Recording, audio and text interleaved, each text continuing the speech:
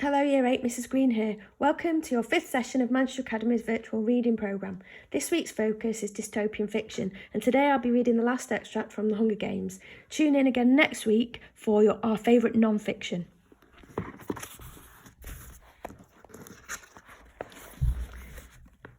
Still, no cannon is fired.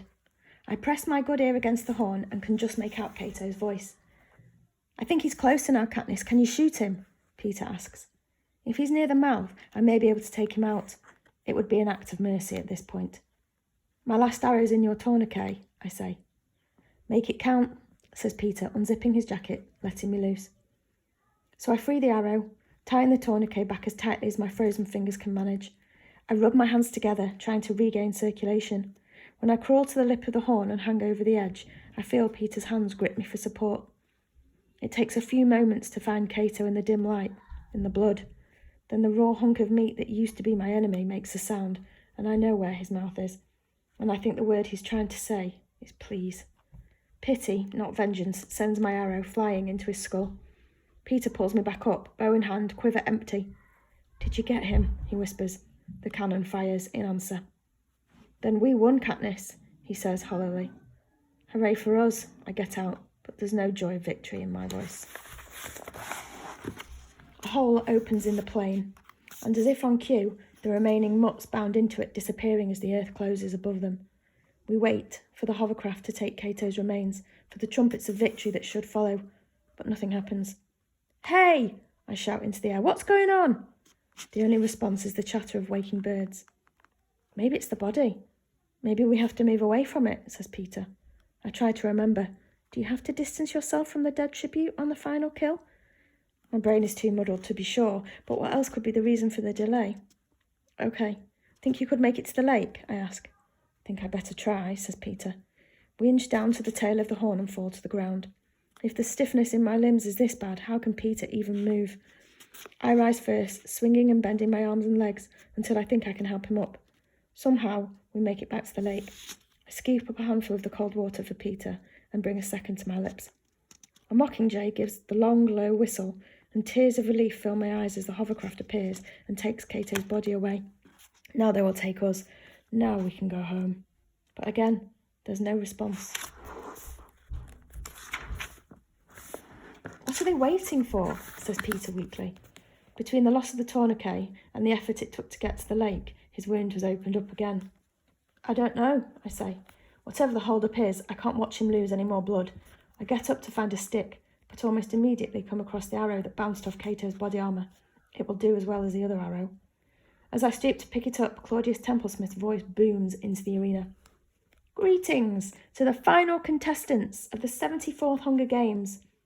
The earlier revision has been revoked. Closer examination of the rulebook has disclosed that only one winner may be allowed, he says.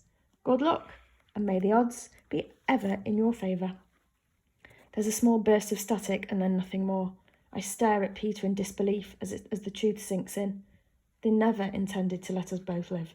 This has all been devised by the game makers to guarantee the most dramatic showdown in history, and like a fool, I bought into it.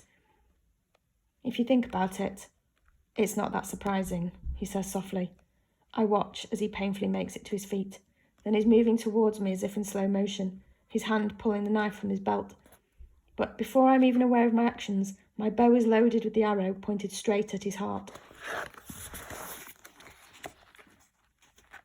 Peter raises his eyebrows, and I see the knife has already left his hand on its way to the lake, where it splashes in the water.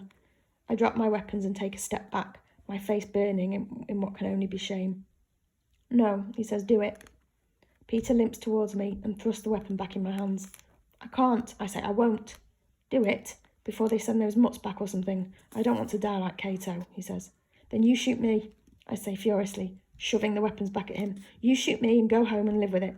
And as I say it, I know death right here, right now, would be the easier of the two. You know I can't, Peter says, discarding the weapons. Fine, I'll go first anyway. He leans down and rips the bandage off his leg, eliminating the final barrier between the blood and the earth. No, you can't kill yourself, I say.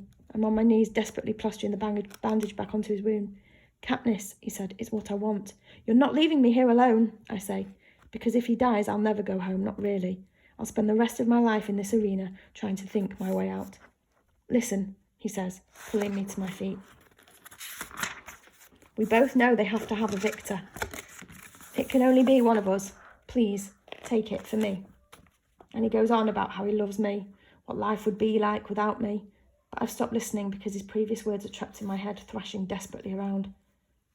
We both know they have to have a victor. Yes, they have to have a victor.